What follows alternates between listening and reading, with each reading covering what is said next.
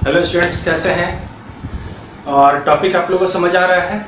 चलिए, बहुत बेहतर है।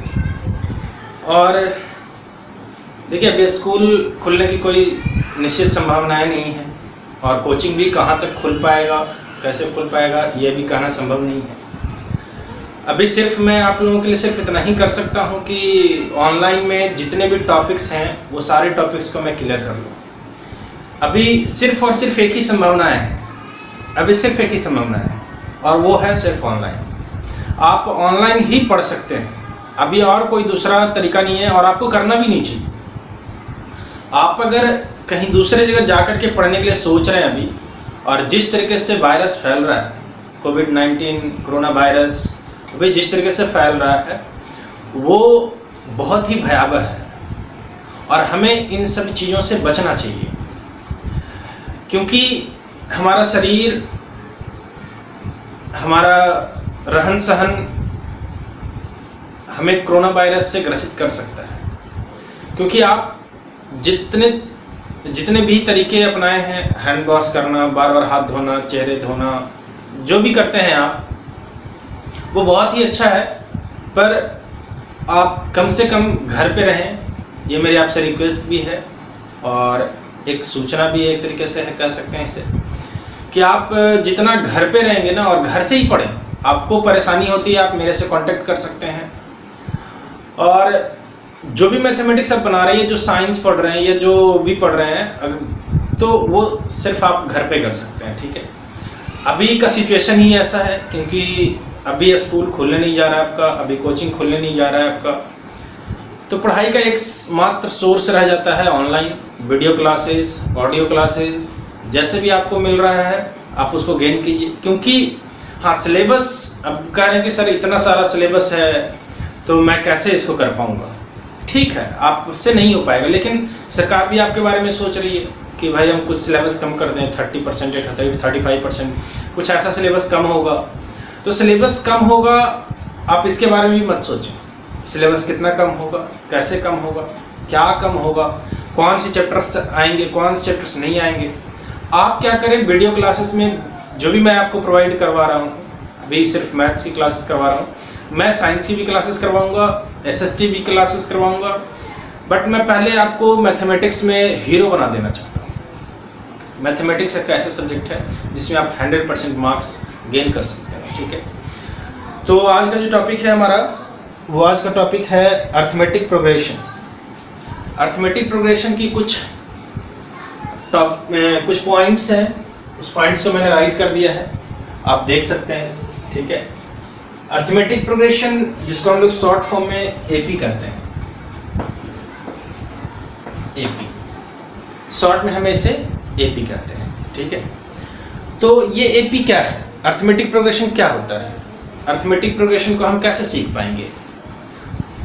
देखिए, आप अगर कंटिन्यूअस हैं, आप अगर सारी चीज़ें कंटिन्यू कर रहे हैं तो आपका मार्क्स बिल्कुल अच्छा आएगा। और हमारा जो प्रीवियस, सबसे इम्पोर्टेंट बात है, जो हमारे प्रीवियस क्लास गया, जो हमारे कोचिंग्स के जो बच्चे थे, उनका बहुत ही अच्छा रिजल्ट आया है, इसमें नो डाउट, ठीक है, बहुत ही अच्छा रिजल्ट आया है। तो आपको भी इसी तरीके से कंटिन्यू आपको क्लास करते रहना है और अपने लक्ष्य की ओर आगे बढ़ते रहना है, ठीक है। चलिए AP स्टार्ट करते हैं, AP स्टार्ट करते हैं। तो अर्थमेटिक प्रोग्रेशन के कुछ पॉइंट्स हैं। जो पहला पॉइंट्स है आपका सीक्वेंस। सीक्वेंस क्या होता है, हम पहले कुछ पॉइंट्स के बारे में आपको बता देते हैं, उस पॉइंट से आपको क्लियर होगा कि अर्थमेटिक प्रोग्रेशन को हम कैसे सीखेंगे, कैसे आगे कर सकते हैं, ठीक है। तो कह रहा है कि when some numbers are arranged in definite order according to definite rule. देखिए, कहना क्या चाहता है ना कि कुछ नंबर्स लिखे हुए होते हैं, जैसे मैं लिख दूं आपको यहाँ पे 1 2 3 4 5 एंड ऑर्डर। तो ये नंबर है लिखा हुआ, तो किसी न किसी पैटर्न से है, किसी न रूल से है, ठीक है। मैं अभी एग्जांपल्स भी देकर समझाऊंगा कि कैसे क्या होते हैं, ठीक है। उससे पहले आप इसको नोट कर लें अच्छी तरीके से, क्योंकि इसी के बेस पे आपको समझ आएगा कि हम अर्थमेटिक प्रोग्रेशन को कैसे आगे पढ़ पाएंगे। अभी और इसके बहुत सारी चीज़ें हैं, जो मैं आपको बताऊंगा, बट उससे पहले कुछ है। तो देख लीजिए, progression, if the term of a sequence follow a definite pattern is called a progression. ठीक है, प्रोग्रेशन करने का मतलब है कि एक सीक्वेंस है और वो डिफरेंट पैटर्न पे है। एक पैटर्न मीन्स एक के बाद दो, दो के बाद तीन, तीन के बाद चार, कुछ ऐसा पैटर्न जिसमें मैथमेटिकल रूल लग रहा हो, मैथमेटिकल फॉर्मूला लग रहा हो, तो हम उसे क्या कहते हैं, प्रोग्रेशन कहते हैं। और एक नोट करके देखिए, all progressions are sequence but all sequence are need not be progression. हो भी सकता है और नहीं भी हो सकता है ना। तो देखिए अर्थमेटिक प्रोग्रेशन। अब अर्थमेटिक प्रोग्रेशन क्या होता है? An arithmetic progression is a list of number in which each term is obtained by adding a fixed number. देखिए कहना क्या चाह रहा है कि an arithmetic progression is a list number, एक लिस्ट है, नंबरों की एक लिस्ट है, नंबरों की एक लिस्ट है विच each term is obtained by adding a fixed number. Means उसके आगे आने वाला टर्म एक फिक्स्ड नंबर के साथ ऐड करके आया है। मींस हर एक टर्म, एक टर्म, दूसरा टर्म, तीसरा टर्म, चौथा टर्म, पांचवा टर्म, तो पहला टर्म के बाद, पहला टर्म को छोड़कर दूसरा टर्म जो आएगा ना, उसके बीच में कुछ ऐसे फिक्स नंबर आए जुड़ कर आएंगे। तीसरा में वही नंबर फिर से जुटेगा, चौथे नंबर में फिर से वही नंबर जुटेंगे। तो कैसे होंगे? देखिए अब हम यहाँ करेंगे fixed number is called common difference. I think आप लोगों को इतना ये चीज़ें समझ आ गया होगा। तो मैं थोड़ा आगे बढ़ता हूँ और आपको समझाता हूँ कि क्या होता है। इसको मैं थोड़ा इरेज करता हूँ, ठीक है।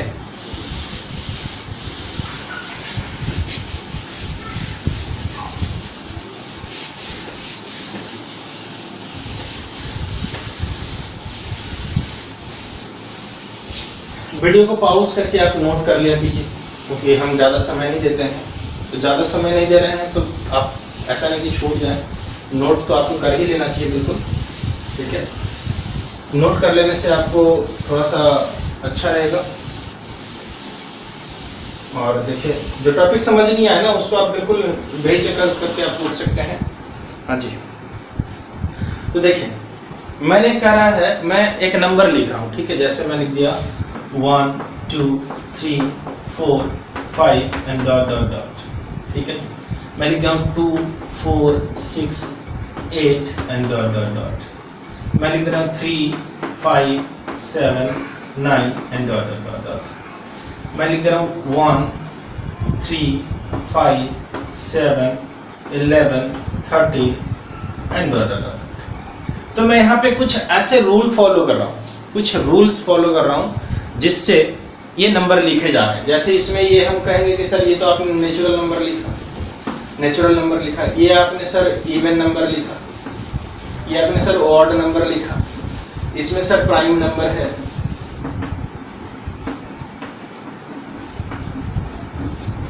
नंबर है, तो इसमें भी कुछ ऐसी मैथमेटिकल रूल्स लगे हो कि सर ये नेचुरल नंबर। अब किसी को भी अगर आप नेचुरल नंबर, क्योंकि बचपन से पढ़ते आ रहे हैं नेचुरल नंबर क्या होता है, तो नेचुरल नंबर अगर किसी को भी बोलेंगे तो वो क्या समझेगा कि भाई 1 2 3 4 5 होल नंबर तो 0 से स्टार्ट करेंगे, even number, prime number, twin prime number, इन सभी चीज़ों को यहाँ पे। तो यहाँ पे क्या होगा, अब जैसे कि मैं एक AP लिखकर बताता हूँ, ठीक है।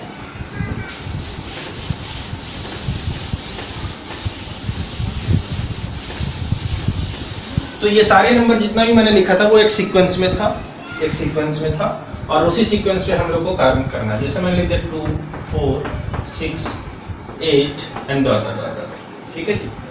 तो यहाँ पे ये हमारा क्या है, फर्स्ट टर्म है, ये हमारा क्या है, सेकंड टर्म है। मींस फर्स्ट टर्म, ये सेकंड टर्म, ये थर्ड टर्म, ये फोर्थ टर्म, ठीक है। फर्स्ट सेकंड थर्ड फोर्थ, तो means first term, second term, third term और फोर्थ टर्म, ऐसे ही आगे fifth term, fifth sixth term आगे आते चले जाएंगे। अब एक चीज देखिए, यहाँ तो फर्स्ट टर्म क्या है, 2 है। अब क्या है कि इसके बीच में देखिए कितने का डिफरेंस है जी, तो 2 का डिफरेंस है।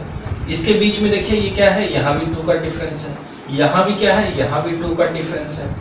तो आगे आने वाले टर्म भी कितने का डिफरेंस आकर के आएगा, इसमें भी 2 ऐड हो जाएगा तो 10 आ जाएगा।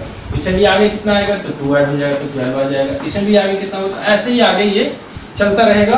तो ये हम क्या कहेंगे कि ये एक अर्थमेटिक प्रोग्रेशन है। क्यों कहेंगे अर्थमेटिक प्रोग्रेशन है, क्योंकि क्योंकि ये जो चीज़ें हैं ना, ये जो चीज़ें हैं, ये जो आपकी चीज़ें हैं, ये जो चीज़ें हैं, ये सभी कॉमन डिफरेंस इक्वल है। और जिस नंबर में, जिस अर्थमेटिक प्रोग्रेशन में ये कॉमन डिफरेंस सेम रहेगा, हम उसी को अर्थमेटिक एपी बोल सकते हैं। अदरवाइज मैं एपी नहीं बोल सकता हूँ, क्योंकि कॉमन डिफरेंस इक्वल होना ही एपी कहलाता है, और कुछ नहीं होता है जी। ठीक है, तो जैसे कि मैं इसका हम जनरल टर्म लिख देते हैं, जनरल टर्म।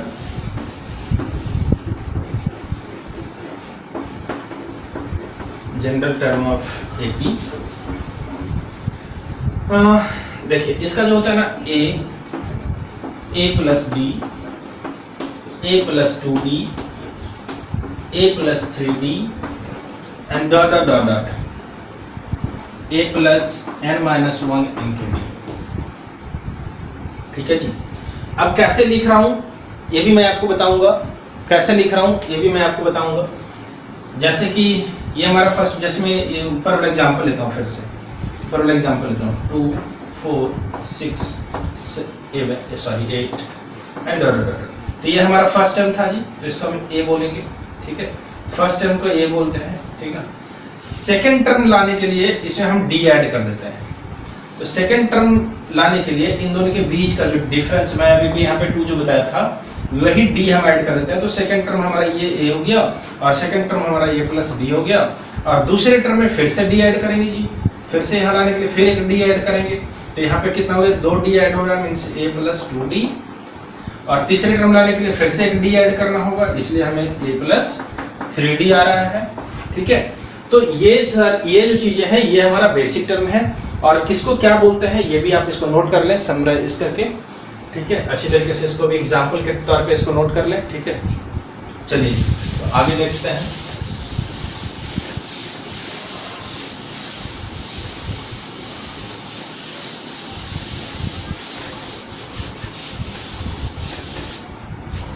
हाँ जी, देखिए ए को हम लोग बोलते हैं फर्स्ट टर्म, ए को हम फर्स्ट टर्म बोलते हैं, डी को हम लोग कॉमन डिफरेंस बोलते हैं,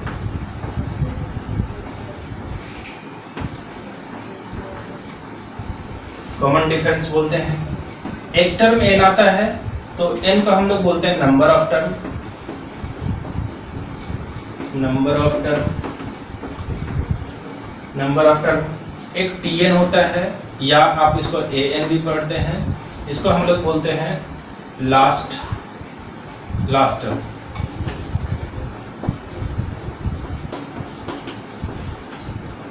लास्ट टर्म बोलते हैं जी। ठीक है, यही इतनी सारी चीजें हैं, बस 4 चीजें, ए डी एन और टी एन। अब देखिए जैसे कि मैं लिख रहा हूं first term, second term, third term, fourth term, fifth term, sixth term. ठीक है, तो देखिए यहाँ पे फर्स्ट टर्म मैंने लिखा ए, यहाँ पे लिखूंगा ए प्लस डी,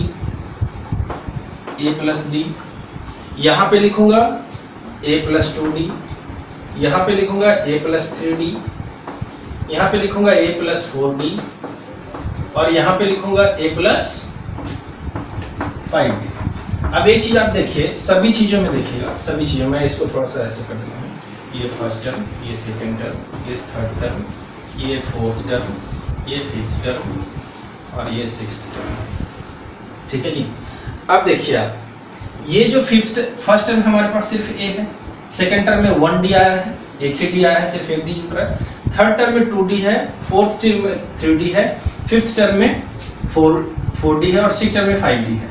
आप सेवेंथ टर्म में बता सकते हैं कि सेवेंथ टर्म में क्या होगा, सेवेंथ टर्म में क्या होगा, सेवेंथ टर्म में क्या होगा जी, तो सेवेंथ टर्म में बता सकते हैं कि सर ए प्लस 6d होगा, क्योंकि सिर्फ एक ही कम आ रहा है, एक ही कम हो रहा है। मीन्स मैंने आपसे पूछा कि सर 50वां टर्म बताइए, तो ए प्लस 49d। आप बोलेंगे सर 28वां टर्म बताइए, तो ए प्लस 27d। मीन्स एक कम होगा, एक कम होगा। जैसे मैं कैसे लिख रहा हूँ, फोर्थ टर्म, तो मैंने बोला एक कम, तो ए प्लस 4 - 1 इंटू डी आपने लिखा क्या, a प्लस 4 यानी ये क्या हो जाएगा, a प्लस 3d हो जाएगा। तो इसको आप नोट कीजिए, थोड़ा सा इरेज करता हूँ मैं, इसको थोड़ा नोट कीजिए और इसको इरेज करता हूँ।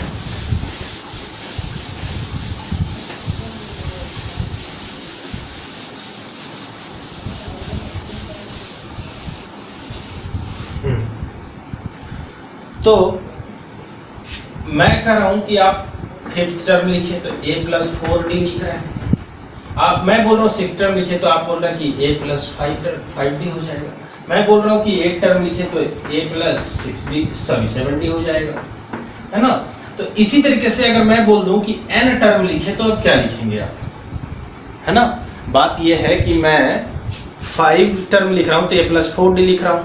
तो मैं कैसे लिखा, सपोज आपने देखा कि ये कैसे आया जी, तो 8 टर्म है ना, 8th टर्म है तो a प्लस 8 माइनस 1d। आपने यही तो किया ना, आपने तो यही किया, चेक कर लीजिए, देख लीजिए। देखिए है क्या, 8th टर्म है तो a plus 8 minus 1 into D. यहाँ पे क्या है, n टर्म है तो a plus n minus 1 into D हो गया। यही आपका एक इकलौता फॉर्मूला है जिसे हम Tn के फॉर्मूला को कहते हैं। Tn इक्वल या An पढ़ सकते हैं इसको, An इक्वल क्या होता है जी, अब आपके पास फॉर्मूला आ गया a plus n minus 1 into D. तो अभी इस वीडियो में सिर्फ मैं आपको इंट्रोडक्शन बताया हूँ, इतने सारे इंट्रोडक्शंस हैं, और भी अगले वीडियो में थोड़ा सा कुछ और बताऊंगा आपको, कुछ नई चीज़ें और कुछ क्वेश्चन सॉल्व करके बताऊंगा। अभी कुछ क्वेश्चन सॉल्व नहीं कर रहा हूँ, या एक क्वेश्चन सॉल्व कर भी देता हूँ, एक क्वेश्चन मैं लेकर देखता हूँ, ठीक है, एक क्वेश्चन लेकर देखता हूँ। जैसे फॉर एग्जाम्पल 3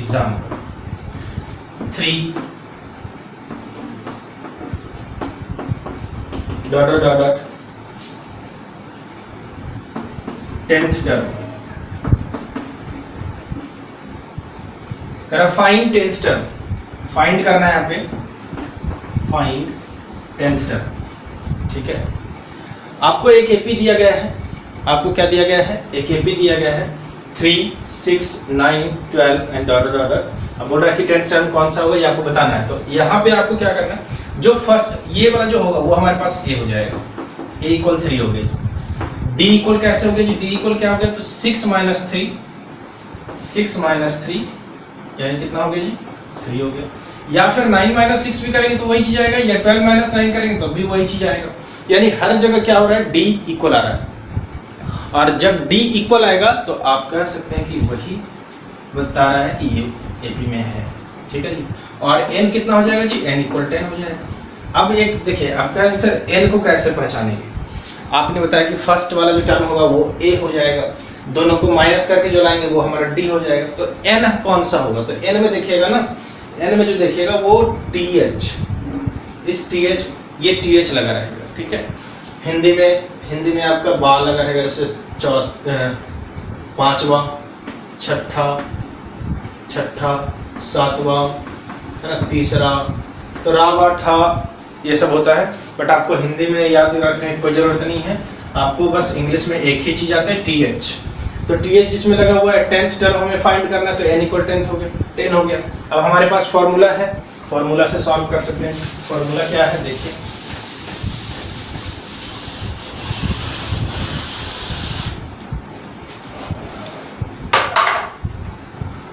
फॉर्मूला है हमारे पास Tn या An equal a plus n minus 1 into D, ठीक है।